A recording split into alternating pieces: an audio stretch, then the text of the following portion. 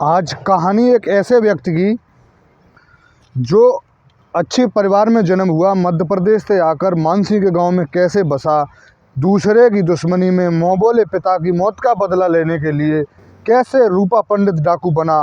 पूरी कहानी में आप लास्ट तक देखें, ज़रूर सुनें। आप देख रहे हैं यूट्यूब चैनल लालू यादव का रहल। मैं सुशील कुमार। सभी दर्शकों को नमस्कार। कहानी शुरू होती है जब अंग्रेजी साम्राज्य था। अंग्रेजी साम्राज्य में जब अंग्रेज़ों की हुकूमत चलती थी, उसी बीच डाकू हुए थे आगरा ज़िले के खेरा राठौर में। मान सिंह के पिता मध्य प्रदेश से छबराम के पिता को लेके आए थे। जब घटना होती है जुलाई 1928 में, गांव में कत्लेआम होता है जो मान सिंह के साथ हुआ था। उसी घटना में रूपा पंडित के पिताजी छबराम भी, वो तल्फी राम से उसकी भी दुश्मनी चलती थी क्योंकि वो पुरोहित के रूप में लाए थे। वो भी ब्याह शादी पढ़ने लगे थे, तो उनकी लड़ाई पंडिताई की थी। उस पंडिताई की लड़ाई को देखते हुए तल्फी राम ने उन पर भी मुकदमा लिखवा दिया था, क्योंकि उन्हें मान सिंह के पिताजी खेरा राठौर गांव में लाए थे। तो बस दुश्मनी रूपा पंडित के परिवार से यही तल्फी राम की थी। इस दुश्मनी की वजह से उन मर्डर केस में भी रूपा पंडित के पिताजी छबराम को फंसा दिया गया। फंसाने के बाद ये सब लोग बाहर और फरारी में रहने लगे। और उस दौर में मान सिंह के 2 बेटे पुलिस ने मुठभेड़ में मार दिए थे। अंग्रेज़ों ने उम्र कैद की सज़ा सुना दी थी। लेकिन उस समय कुछ जेल में से कैदियों को छोड़ा गया। उन कैदियों में मान सिंह भी थे। मान सिंह को छोड़ दिया गया, लेकिन छबराम उस जेल में बने रहे। मान सिंह से मुलाकात होती रही।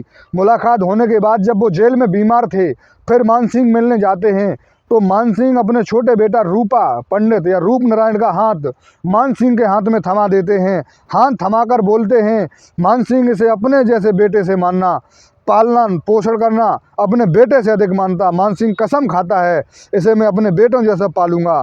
और मान सिंह उसकी परवरिश करने लगता है। मान सिंह चाहता है कि मेरा पूरा परिवार डाके में है, लेकिन रूपा को डाकू न बनाया जाए। तो रूपा पंडित को पढ़ने के लिए मान सिंह कलकत्ता भेज देता है। घटना होती है, छबराम के एक भाई होते हैं, भाई का नाम था मुरारी राम। वो रूपा पंडित के चाचा थे। उन्हें पुलिस गिरफ्तार कर लेती है। गिरफ्तार करने के बाद पता चलता है कि चंबल में उनकी लाश डली हुई है। रूपा पंडित आता है, उस लाश के बारे में पता करता है। चूँकि रूपा पंडित कलकत्ता में रह के थोड़ा पढ़ लिख गया था, पढ़ लिखने के बाद वो कानून का सहारा लेना चाह रहा था। कानून के पास गया, थाने में गया, तमाम लोगों से गया, लेकिन उसे मदद की बजाय जलील किया गया। आपने अक्सर फिल्मों में देखा होगा, गरीब की कोई सुनने वाला नहीं होता है, जिसकी कोई कहने वाला नहीं होता है, उसकी कोई कहता नहीं है। पुलिस भी उसे टुटकार देती है। ऐसे ही हाल हुआ था, क्योंकि तल्फी राम के संबंध थे अंग्रेज़ों से, तो अंग्रेज़ों के थाने थे। उस समय उसे ललकार दिया गया। तो रूपा पंडित ने भी अपनी चाचा की मौत का बदला लेने के लिए महज 12 साल की उम्र में मान सिंह के साथ बेहड़ में कूद जाता है। बेहड़ में कूदने के बाद मान सिंह ने जो वारदातें की, उन वारदातों में साथ रहता है। अब घटना आती है 1955 में, जब मान सिंह उस गांव में मारे जाते हैं जो दूध पिलाकर। उस घटना के बाद वो मान सिंह की लाश 1 कुंटल की अपने कंधे पर रखता है, चंबल की ओर भागता है, लेकिन पुलिस पीछा करती है। फिर भी वो लाश ले जाने में कामयाब रहता है, 2-3 किलोमीटर ले जाता है। रूपा पंडित बहुत हिम्मती था। और उसी गैंग में तब लाखन सिंह तोमर हुआ करते थे। लाखन सिंह तोमर और रूपा पंडित में अलग अलग गैंग पहले तो एक साथ चले, क्योंकि उनके तहसीलदार और वो थे। ऐसी घटना होने के बाद फिर इनमें एक पकड़ को लेकर आपस में तकरार हो गई लाखन सिंह और रूपा सिंह में। रूपा पंडित और लाखन तोमर में आपस की तकरार से अब 2 गैंगें हो गई थीं। एक गैंग का बादशाह रूपा पंडित खुद बन गया था। अब रूपा पंडित का इतना खैर चंबल के इलाके में था कि मान सिंह के लोगों का सपोर्ट भी रूपा पंडित के साथ था। रूपा पंडित हत्या नहीं करता था। रूपा पंडित अब मान सिंह की तरह चंबल में दरबार लगाने लगा। रूपा का एक असूल था, 1 गोली 1 लाश गिरेगी। अगर उस समय जो पंचायत में या दरबार में जो दोषी पाया जाता था, तो रूपा की गोली बाहर, सांस बाहर, सीधा मृत्युदंड देता था। ऐसा शरीक था। ऐसी स्थिति में एक बार राजस्थान में जाता है, तो एक ही परिवार में 10-12 कन्याओं को देखता है। वहाँ कहता है क्या समस्या है, तो वो बताते हैं कि हमारे पास पैसा नहीं है इसकी शादी, तो रूपा पंडित वहाँ उन लड़कियों की शादी करवा देता है। मान सिंह के रास्ते पर चल रहा था, मान सिंह के पदचिन्हों पर चल रहा था, जहाँ पीने के लिए राजस्थान में सबसे बड़ी किल्लत थी पानी की, जहाँ पानी नहीं होता था वहाँ रूपा पंडित ने कुएं खुदवाए।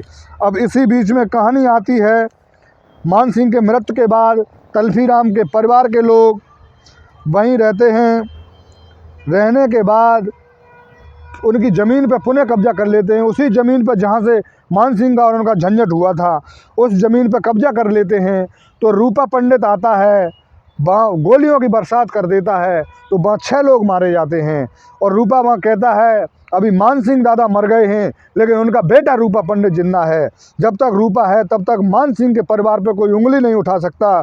मान सिंह की पत्नी रुक्मिणी उनके साथ रहती है। उन्हें अब भोजन भरण के लिए वो 2-4 हज़ार रुपये महीना रूपा पंडित देता है, बिल्कुल बेटे का दायित्व निभाता है।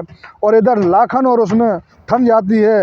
उसके बाद दिवाली का दिन था, लोग समझ रहे थे दिवाली के बाद टिसुआ झेंझी का विवाह हो रहा था, दिवाली से पहले होता है कि पटाखे चल रहे होंगे। खेरा राठौर से आगे महुआ ग्राम पंचायत में मान सिंह के कुछ रिश्तेदारों की ज़मीन थी। ये लोग फरारी में थे क्योंकि मान सिंह के मृत्यु के बाद परिवार बिल्कुल टूट गया था, कोई था ही नहीं। तो वहाँ उनके रिश्तेदारों पर भी कब्जा कर लिया। करने के बाद रूपा को पता चलता है, रूपा वहाँ भी पहुँचता है। लोग समझ रहे थे थाना बिल्कुल बगल में था, समझा जा रहा था पटाखे चल रहे हैं, लेकिन पटाखे नहीं, वो गोलियां थीं। वहाँ 10 लोगों को मारा जाता है और कमी ज़मीन को कब्जा से मुक्त किया जाता है। ऐसे अपहरण 200 और लगभग 300 हत्याएं रूपा पंडित के ऊपर आ चुकी थीं। वो दूसरों के मनोगढ़ के थीं। अब रूपा को पुलिस ने टारगेट बनाया। टारगेट में कहा 1 साल के अंत में रूपा का मैं अंत कर दूंगा। ये पुलिस का टारगेट सुनकर रूपा पंडित बिल्कुल बौखला गया। चंबल के किनारे जो गांव थे, आज दिन तक आम बातें हो गई, वारदात थोड़ी कम हो गई। गांव के किनारे 2-4 लाशें मिलती थीं। ऐसा कोई गांव नहीं जाता था जिसमें रूपा पंडित बेवजह 4-5 लोगों को न मार देता हो। सिर्फ वजह ये थी, पुलिस को दिखाना चाहता था कि रूपा को तुम मार दोगे, रूपा बहुत बड़ी शक्ति है। पुलिस ने फिर कहा नीली आंखों वाला शैतान है रूपा।